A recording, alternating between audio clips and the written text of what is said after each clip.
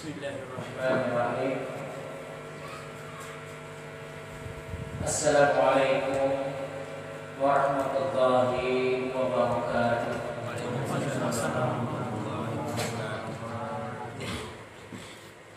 Alhamdulillah, alhamdulillahirabbil alamin. Nahmaduhu wa nasta'inuhu wa nastaghfiruh wa na'udzu billahi min shururi anfusina wa min sayyiati a'malina. May yahdihillahu fala mudilla lahu wa may yudlil fala hadiya lahu. Asyhadu an la ilaha illallah wahdahu la syarika lahu wa asyhadu anna Muhammadan 'abduhu wa rasuluhu la nabiyya ba'dahu. Qala rabbi ishrah li sadri wa yassir li amri wahlul 'uqdatam min lisani yafqahu qawli. Alhamdulillah, segala puji bagi Allah. Pada maghrib hari ini kita bisa melanjutkan pengajian kita di masjid di surau Al-Manar.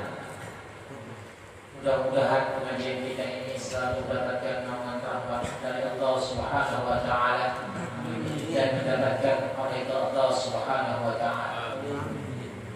Hadirin wa hadirat jamaah salat maghrib yang sama-sama mengharapkan ridha Allah. Pada kajian kita 2 Rabu yang lalu itu membahas tentang rukun dalam sholat adalah membaca suratul Fatihah. Maka di dalam hukum membaca suratul Fatihah dan sholat, bahkan di dalam hadis itu tidak sah sholat seseorang tanpa membaca suratul Fatihah, baik sholat sendiri apalagi dia menjadi imam atau berjamaah atau sebagai makmum. Baik imam ataupun makmum ataupun sholat sendiri wajib membaca suratul Fatihah. Jadi kalau tidak membaca suratul Fatihah maka batallah sholatnya. Itu yang kita kaji. Lebih rinci lagi, membaca suratul Fatihah itu yang tadi membaca suratul Fatihah dalam hadisnya dirinci oleh para ulama dan fikih itu sesuai dengan makhrajul huruf dan tajwid. Wabil khusus suratul Fatihah. Jadi bismillah kita belajar. Kalau misalnya kita sering salah, belajarlah baca suratul Fatihah yang benar. Dengan siapa? Imam masjid yang ada di sini. Insyaallah dengan belajar itu ketika kita sholat sendiri kita tidak was-was membaca suratul Fatihah. Hingga Rabu yang lalu juga dijelaskan bahwa dalam membaca suratul Fatihah itu perlu diperhatikan. Yang pertama secara umum saja, yaitu dari bismillah. Karena kita ini mazhab Imam Syafi'i, maka bismillah itu bagian dari suratul Fatihah, harus dibaca. Kalau tidak maka hilang satu. Yang kedua, ketika kita membaca suratul Fatihah itu, yaitu lafaz alhamdulillah, jangan sampai keliru membacanya menjadi alhamdulillah. Alhamdulillahi rabbil alamin. Ini keliru, hanya keliru. Bukan ha, tetapi alhamdulillahi rabbil alamin. Itu ha. Selanjutnya yaitu membaca iya, harus ada tasdid. Iya, jangan sampai iyyaka na'budu wa iyyaka nasta'in.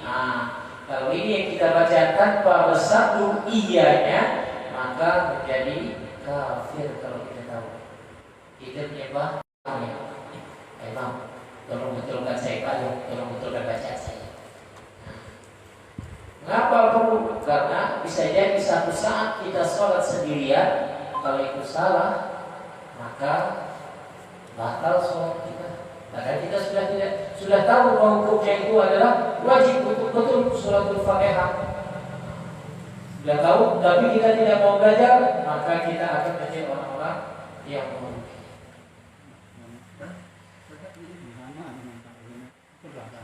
Hadirin jamaah yang sama-sama mengharap Allah Subhanahu wa taala. Selanjutnya, setelah membaca suratul Fatihah, maka kita akan melanjutkan dengan bacaan surah yang lain.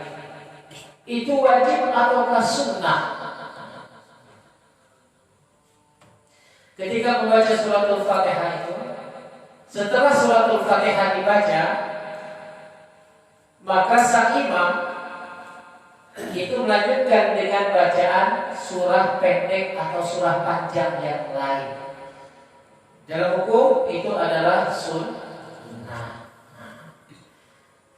Kita perhatikan bagaimana seharusnya yang harus kita lakukan setelah kita membaca suratul Fatihah. Yusannu lil imam ayyaskuta fil jahri. Di sini sunnah bagi imam sholat jahar yang kedengaran, yaitu dia diam sejenak setelah membaca suratul Fatihah. Diam sejenak, sunnah. Wadadhdallin, kata imam.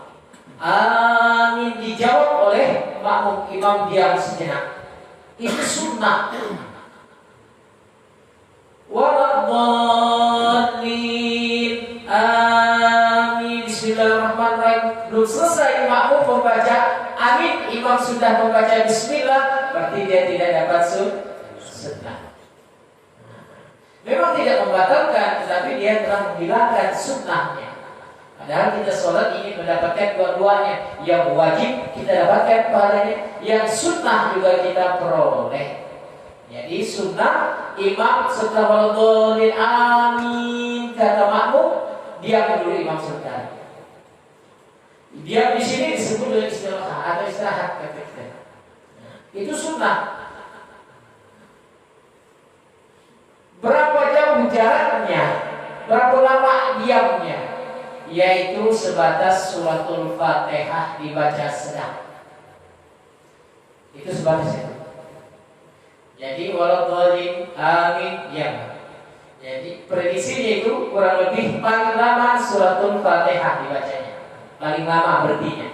Mengapa harus berhenti? Mengapa harus diam sejenak? Karena melepaskan makmum untuk membaca suratul Fatihah. Nah, itu sunnahnya. Jadi imam meminta waladhdallin amin, makmum punya kesempatan untuk membaca suratul Fatihah. Itu di sini prediksi kurang lebih yaitu suratul Fatihah. Artinya itu kurang lebih sebatas suratul Fatihah.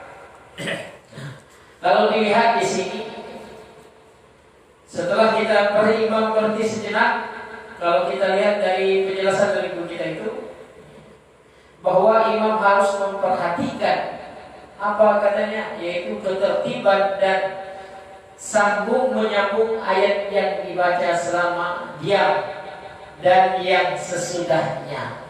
Jadi diamnya imam berhenti sebentar, memprediksikan makmum bisa baca suratul Fatihah. Imam yang dibacanya apa? Yaitu surah apa yang akan dilanjutkan setelah ini.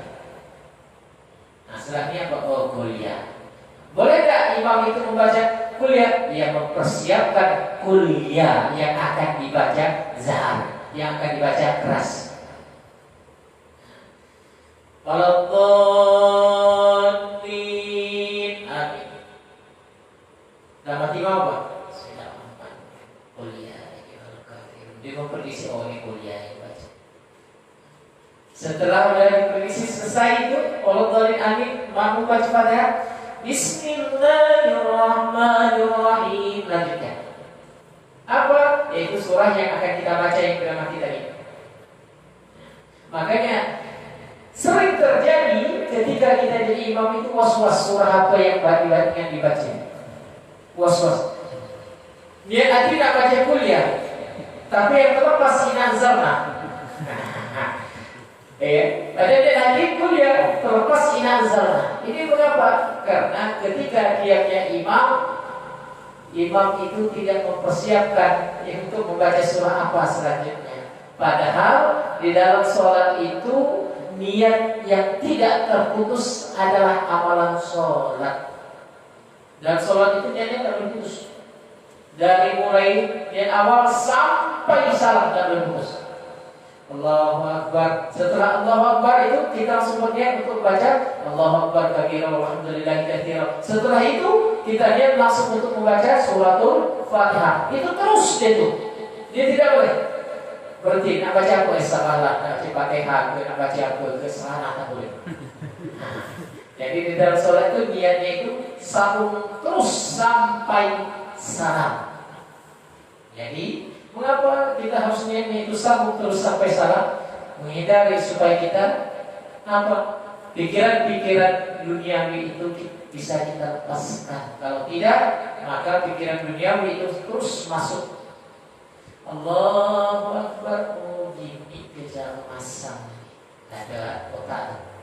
Oh di sini bagus letakkan dalam. Pada sholat itu datang semua itu. Bahkan sesuatu yang pernah kita lupakan dan sangat lama sekali ketika sholat datang ya. Ingat deh. Inilah godaan. Untuk itu dengan niat yang tidak terputus kembalikan. Oh habisnya aku nak baca ini, habisnya aku nak baca ini, habisnya aku nak baca ini. Dikembalikan deh. Kalau tidak maka setan sudah masuk. Kalau ini yang terjadi maka pikiran kita melayang-layang setelah sholat apa? Keluar dari sholat tidak orang ajak, woi mana? Nak depan, kenapa depan? Dia kawan kita kena tak balik orang. Dia ajak mulai okey. Mengapa? Karena sholatnya itu tidak khusyuk. Kalau sholatnya khusyuk maka itu tidak akan mudah untuk tergoda dengan hal-hal yang menyebabkan apa? Mencederai hatinya dengan perbuatan yang tidak disenangi oleh Allah dan Rasulnya. Itu apa? Kalau kita sholat khusyuk. Bagaimana caranya? Tanamkan niat yang bersambung. Termasuk dalam kaidah sunnah-sunnah dalam sholat itu kerjakan. Karena dengan mengerjakan sunnahnya, maka Allah akan memberikan kepada kita itu apa? Salah satu fadilah sholat itu bisa mencegah lisannya, bisa mencegah fisiknya ini, bisa mencegah hatinya dari apa? Perbuatan-perbuatan yang tercela. Kalau kita lihat dari itu kan, as-shalat, inna shalat tanha 'anil fahsya'i wal munkar. Kerjakan salat, sesungguhnya salat itu mencegah perbuatan keji dan munkar. Ustaz, saya ini salat setiap hari Ustaz. Tapi kalau kawan nak ajak masak togel boleh ya? Kenapa? Ini bisa terjadi karena tidak ada kesan sebenarnya. Apalagi kalau 1.000 dapatnya 2,5 juta. Kalau tadi mimpi apa? Padahal baru saja sholat subuh tuh. Itu maka dibetulkan sholat kita. Mudah-mudahan dengan betulnya sholat kita ini Allah berikan, Allah tanamkan mencegah perbuatan keji dan munkar untuk diri kita ya dulu. Kalau itu sudah mampu, nanti Allah akan naikkan grade-nya. Apa? Kita sanggup mencegah perbuatan keji dan munkar pada diri kita, maka untuk grade yang berikutnya kita akan sampaikan kepada orang-orang terdekat kita. Meskipun kita dikasih waktu, tak boleh.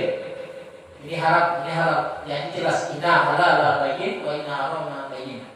Jadi kita akan jelas menentukan haram yang haram, halal yang halal. Meskipun duit di depan mata kita. Apa? Pengaruh sholat kita dan nampak pada diri kita.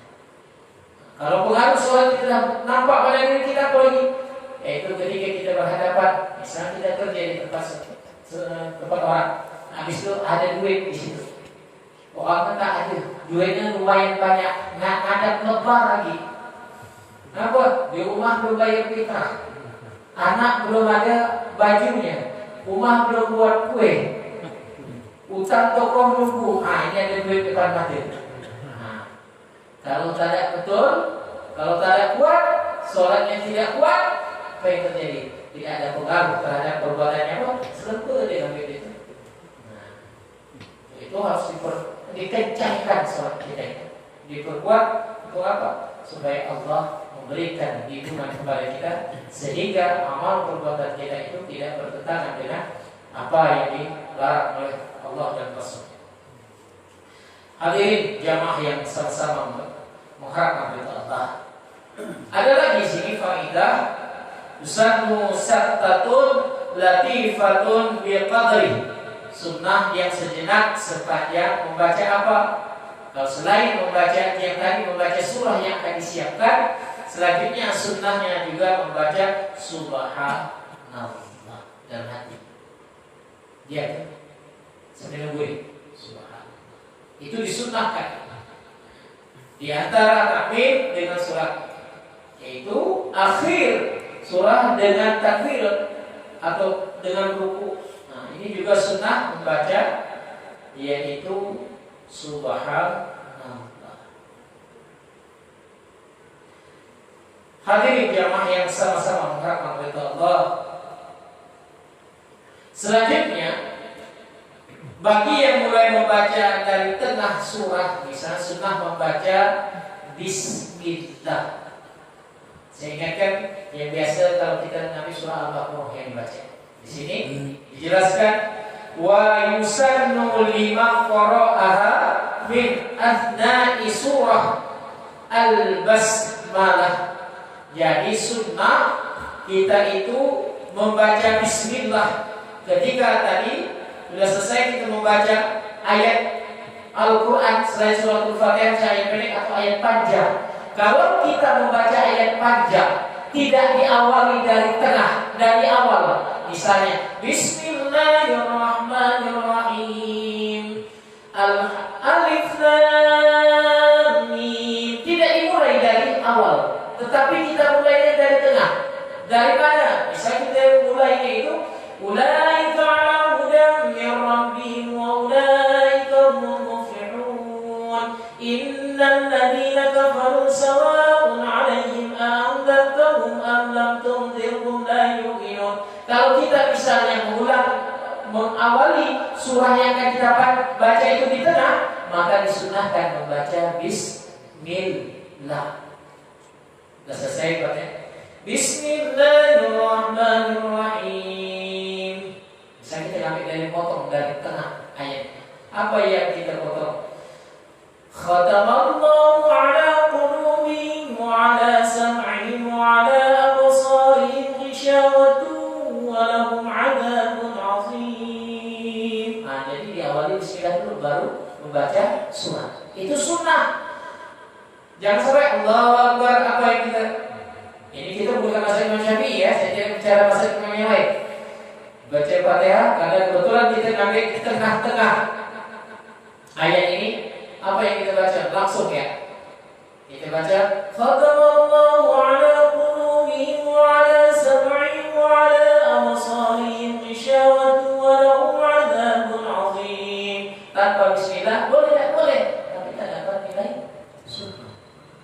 Kalau kita baca surah yang panjang dari tengah, jadi disunahkan untuk membaca Bismillah. Ini mazhab Imam Syafi'i. Jadi kalau yang lain biasanya tidak. Nah, siapa contohnya? Itu Hambali. Lagi. Yang kedua, ketika kita membaca surah yang pendek setelah surat Al-Fatihah di rakaat kedua, misal kita nyambung ayat yang tadi kita baca Bismillahirrahmanirrahim, seandainya kita baca Ar-Rahman, Ar-Rahman 'allamal Qur'an, khalaqal insan. Habis itu selesai, ketika ayat kita Allahu Akbar. Habis itu rakaat kedua, kita ingin meneruskan surah yang akan kita baca. Apakah perlu baca bismillah lagi? Iya. Bismillahirrahmanirrahim. Dari khalaqal insan, teruskan. Nah, jadi itu sunnahnya. Jangan kita langsung pakai baca ayatnya. Nah, itu bukan sunnah. Memang tidak salah, tidak mengapa dan tidak batal ketika kita tanpa membaca bismillah, tetapi kita meninggalkan sunnah. Hadirin jamaah yang sama-sama mengharapkan kepada Allah Subhanahu wa ta'ala. Selanjutnya di dalam membaca surah ini juga tadi kita berbicara sunnah. Selanjutnya di sini dijelaskan membaca lengkap atau surah bila tidak diriwayatkan dari Nabi membaca surah. Di sini berarti kita tidak membaca surah nih. Maka hukumnya apa sih? Untuk rakaat pertama dan kedua tanpa membaca surah, baca Fatihah yang Allahu Akbar, maka hukumnya makruh bila tidak membaca ayat sesudah membaca suratul Fatihah. Jadi untuk itu, kalau sholat sunnah bagaimana? Sama. Baca.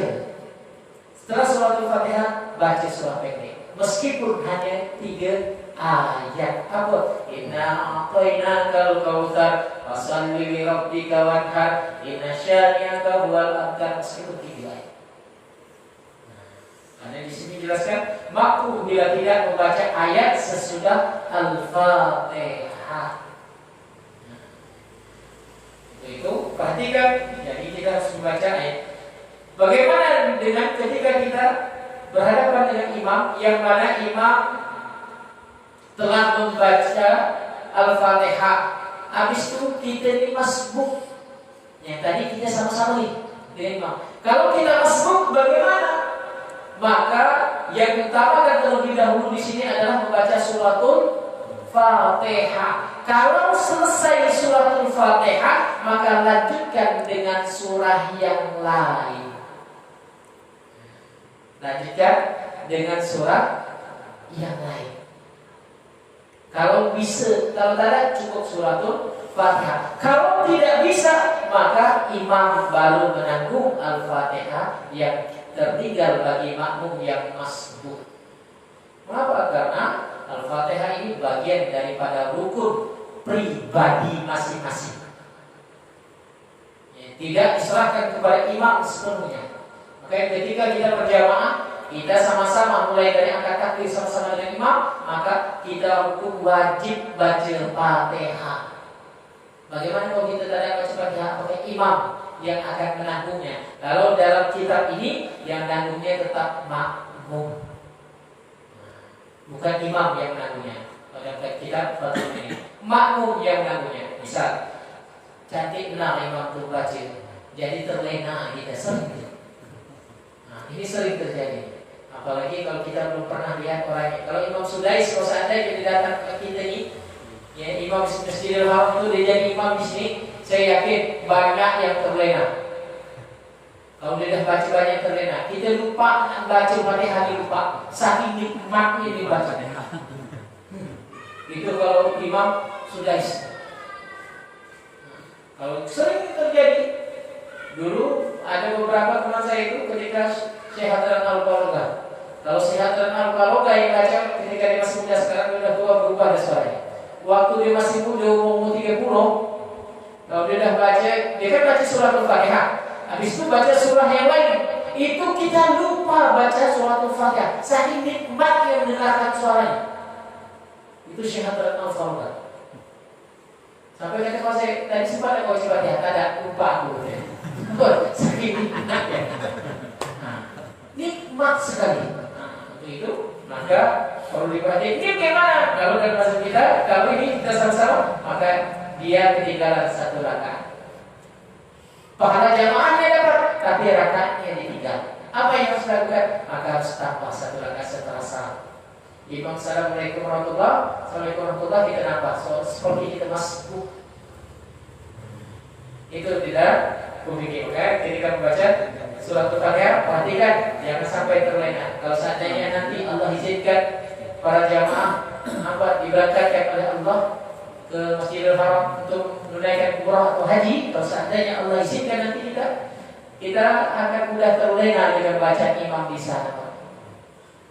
Mudah sekali terlena, nikmat sekali. Kalau dapat tak usah dibukti dibaca. Jadi wajar kalau di sahabat itu ketika dia sholat itu saking panjangnya sampai bertahan dengan tokat wajar. Kenapa dia tahan? Nikmat. Bacaannya nikmat. Kalau di sini, kalau para jamaah bisa bertemu dengan para syekh yang bacanya bagus, kita jadi makmumnya. Kalau dapat kita seperti dibaca, kita tunggu. Nah, apa kau sambung lagi? Boleh. Nah, itu nikmatnya. Karena ayat itu ketika Al-Quran itu dibaca, semakin dibaca itu bukan sebagai bosan, tetapi semakin mengasihkan. Nah, itu ayat Al-Quran. Itu bedanya dengan Quran. Itu baca surah itu, perhatikan jangan sampai kita terlena dengan imam ketika imam baca surah. Karena apa? Kewajiban untuk baca surah Al-Fatihah itu pada individu karena merupakan rukun bagi orang yang melaksanakan sholat. Hadirin jamaah yang sama-sama mengharapkan ridho Allah Subhanahu wa taala.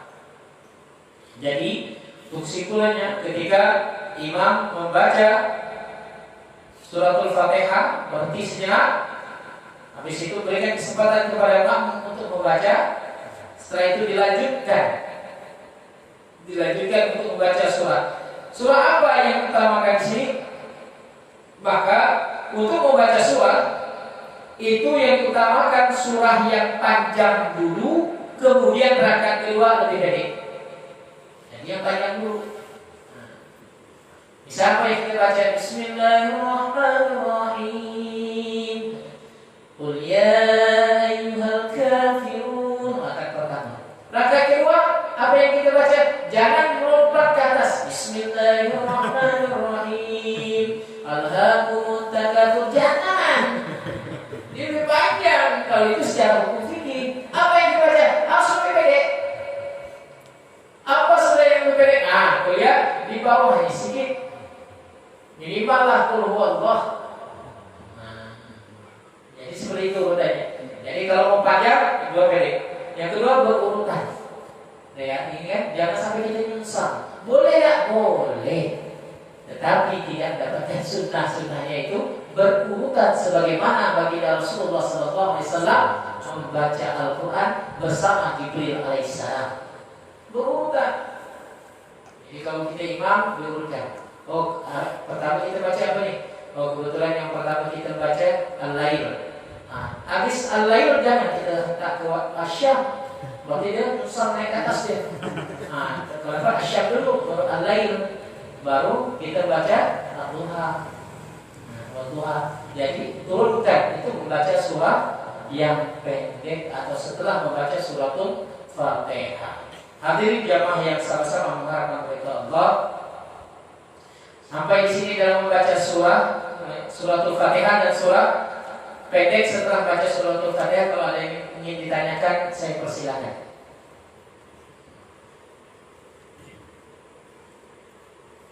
Ada yang ditanya? Oh, masih ada waktu.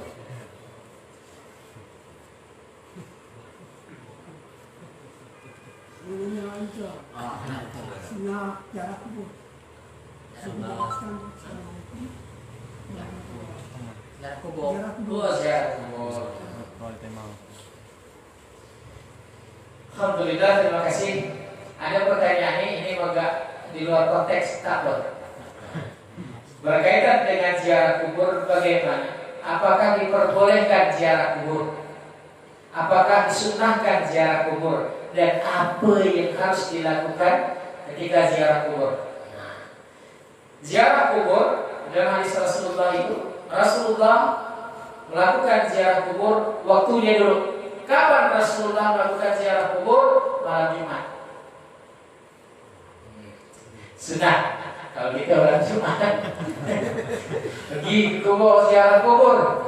Nah, kalau yang berani, oke. Kalau dia berani sampai di sana, jadi masalah apa? Atau orang ngatur berada di kubur. Sunnahnya itu ziarah kubur itu adalah malam Jumat. Untuk apa sih? Mengingatkan kita yang masih hidup. Itu sunnah. Apa yang harus dilakukan Rasulullah SAW ketika dia ziarah kubur atau pernah mendatangi kubur para sahabat itu? Dia ngambil pelepah kurma yang masih hijau. Berarti kalau bahasa kita masih baru.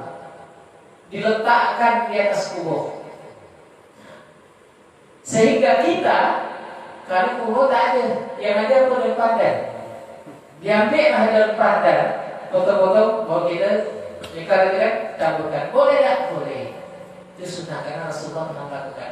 Tapi di sini ada dua pendapat yang bertentangan. Yang satu mengatakan boleh, yang satu mengatakan kalau memang seandainya kata itu sunnah Rasulullah, maka seluruh kubur yang didatangi oleh Rasulullah akan diletakkan daun pelepah kurma. Dia lupa bahwa Rasulullah SAW ketika melakukan sesuatu itu itu isyarat hukum menjadi isyarat hukum. Tidak mesti harus terus lakukan, tidak mesti. Sekali Rasulullah lakukan berarti itu sunnah jadi. Itu ziarah kubur. Yang ketiga, ziarah kubur itu kita dianjurkan sunnahkan juga untuk mendoakan. Sampai tidak sering ini terjadi perdebatan. Sampai tidak doa kita kepada yang meninggal, pahalanya sampai tidak? Ini ada dua pendapat. Kalau kita Ahlussunnah wal Jamaah sampai. Tapi ada kelompok yang lain, saudara kita yang di luar sana ada yang mengatakan tidak sampai, bid'ah. Jadi kalau kita ziarah kubur itu menjadi bid'ah. Mengapa? Khawatir minta-minta dengan kubur. Ini suzonnya tingkat tinggi. Buruk sangka terhadap orang ziarah kubur ini tingkat tinggi. Dikira kita nak ziarah kubur itu pasti minta dengan kubur. Kira kita berdoa itu minta dengan kubur. Nah ini suzonnya ya. Maka ziarah kubur kita bukan meminta tetapi mendoakannya. Boleh tak? Boleh. Rasulullah pernah melakukan, mendoakan sahabat. Tuh. Sampai tak? Sampai. Jadi ada tiga perkara. Ketika umat Adam ini, manusia meninggal itu, maka terputus seluruh amal perbuatannya kecuali tiga. Apa? Ilmu yang bermanfaat, amal jariah, anak yang soleh. Ini saja. Ketika memahami hadis ini, dianggap hadis ini adalah harga mati yang lain tidak akan memberikan manfaat. Salah. Ketika kita memahami hadis ini, bukan berarti hadis ini hanya tiga saja, yang lain tidak. Ada lagi hadis yang lain juga menjelaskan bahwa orang yang bisa memberikan manfaat kepada orang yang mati yaitu orang yang seiman. Kita ini beriman atau tidak? Beriman. Ketika kita doakan kawan kita, kalau kita seiman, maka doa kita paling sampai. Seiman. Itu. Jadi kalau ada yang mengatakan sampai, itu urusan dia. Tapi menurut Ahlussunnah wal Jamaah, kita ini sampai. Mengapa? Syaratnya harus seiman. Kalau tadi kan tiga. Berarti ada yang apa? Seiman. Siapa seiman? Berarti bisa kawan, bisa antara guru dan murid. Yang penting syaratnya seiman. Ketika dia berdoakan, maka pahalanya sampai kepada almarhum atau almarhumah yang telah meninggal, meskipun dia bukan anak kandungnya. Itu ziarah kubur. Yang tidak boleh dilakukan ketika ziarah kubur apa? Perhatikan, ini sangat dilarang oleh Rasulullah, yaitu duduk di atas kubur. Biasanya kita gali, udah digali, menyiapkan nunggu jenazah mendatangkan. Kebetulan kuburan itu kan ada biasa sama, tambahin. Asal kita duduk kita sambil nungguin. Apa kata Rasulullah? Lebih baik dibakar dengan api neraka. Kata dia itu yang menduduki yaitu tampak kuburan atau kuburan nunggu mayat belum datang, jenazah belum datang, nunggu kita duduk. Atau yang kedua, jenazah sudah datang sampai yang biasanya kita tahu sambil duduk, nunggu kan duduk tak? Jarang yang berdiri kan? Silakan duduk, kita baca doa untuk yang jenazah ini. Kalau kita tidak nyaman nyongkong tanah, kata kita lihat ada tambak kuburan sebel gitu duduk. Saya ingatkan Rasulullah melarang kita untuk duduk di atas kuburan. Sekarang tambak itu tak boleh. Kalau saya biasa ziarah ada orang yang dulu susah ingatkan. Bukan berarti saya benci atau apa, kesian dengan dia. Kalau itu terus dilakukannya, dia akan dibakar oleh neraka. Nauzubillah semua. Itu. Jadi kita jangan duduk di atas tapak kuburan orang atau kuburan yang kita ziarahi. Itu banyak. Kita ingatkan serba gitulah kita belajar. Yang kedua, ketika ziarah kubur yang tidak boleh dilakukan minta dengan kubur. Contoh, kalau di tempat kita jangan, hampir katakan tak ada. Tapi kalau di Jawa Pak, banyak. Apalagi kuburan para sunnah. Saya kebetulan karena dulunya belajar di Jawa, di Jawa Tengah, diajak kawan di Demak. Di Demak itu ada makam Sunan Kalijaga, Sunan Kalijogo. Makam itu ketika kita masuk di depan itu dah ramai orang jual bunga. Itu sih biasa lah. Kalau nanti rezeki boleh, tak masalah jual bunga. Ya. Kita tak kita boleh rumah. Habis itu makamnya itu kan di benteng, ditutup pakai kain yang luar biasa bagus. Ketika itu saya tanya, mengapa ditutup makam Sunan Kalijogo? Kawan saya punya alasan. Dan alasannya bisa saya terima. Dia bilang, kalau tidak ditutup ini, Ustaz, apa satu resikonya? Habis batu, kena ambil orang. Batunya diambil sebagai apa? Sebagai jadikan jimat, bahan keramat. Itu yang terjadi. Boleh tak? Ini haram. Tidak boleh. Termasuk kuburan salah satu presiden kita, Gus Dur. Kalau tidak dijaga Pak, habis kuburan Pak. Badan diambil orang panas, jangankan banyak, sekepal semua mau ngambil. Kalau seandainya yang ziarah di situ adalah jumlahnya 1000 orang, 1000 kepala, aku dah habis. Sampai lubang sampai ke jasad kemudian habis. Makanya dijaga. Ini yang diharamkan. Diambil satu jam saja, tapi 1000 orang, 1000 gagal. Jamaah Gus Dur itu 40 juta Pak. Aku dah selesai. Jadi yang tidak boleh adalah mengambil itu, meminta dengan kubur dan mengambil. Kalau kita berdoa orang yang meninggal, kata Allah, sesungguhnya orang yang soleh yang dekat dengan Allah, dia itu tidak mati tetapi hidup di sisi Tuhannya. Jadi memang ada misal para waliullah yang meninggal, kita berdoa. Biasa ini yang setelah berdoa ini kita, karena dia dekat dengan Allah, kita bisa minta sampaikan doa kita. Kalau untuk orang awam diperbolehkan, tapi kalau untuk orang alim tidak boleh. Mengapa? Tidak perlu perantara dia. Kita bisa langsung minta dengan Allah melalui perantara baginda Rasulullah SAW. Hadirin jamaah yang sama-sama berdoa. Itu yang tidak boleh dilakukan. Jadi minta di kuburan termasuk ngambil tanah ke apa ke. Di sini pernah terjadi, tapi kayaknya sekarang sudah tidak ada lagi. Di Sampas, makam Bujang Nabi dan Nandu. Di sana itu tancapkan, ambil kayu. Kalau katanya sudah sampai sana, baca Fatihah, kirimkan Fatihah, katanya sudah berkayu, tikapkan, potong kayu dua yang sama, tikapkan. Habis itu cabut.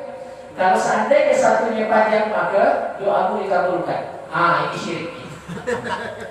Ini syirik. Itu maka Bujang Nabi dan Nandu. Karena saya pernah sampai di sana Pak, itu cek umum. Saya lihat mau pakai kayak kuning.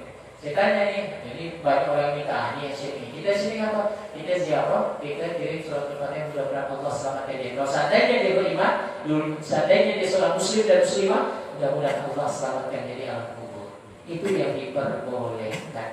Yang diharapkan adalah minta-minta di kubur, bahkan mengambil bagian kubur untuk apa? Menjadi wasilah kesembuhan, menjadi wasilah untuk kita berdagang. Nauzubillah semua musyrik dan syirik, itu yang diharapkan di dalam Islam untuk ziarah kubur. Alhamdulillah. Kami apa ya berziarah kuburnya? Kalau kita ziarah kubur kalau dapat sering-sering, apalagi orang tuanya setelah meninggal. Untuk apa sih? Apalagi orang tua dan meninggal, sering-sering ziarah kubur itu bentuk bakti kita kepada orang tua kita.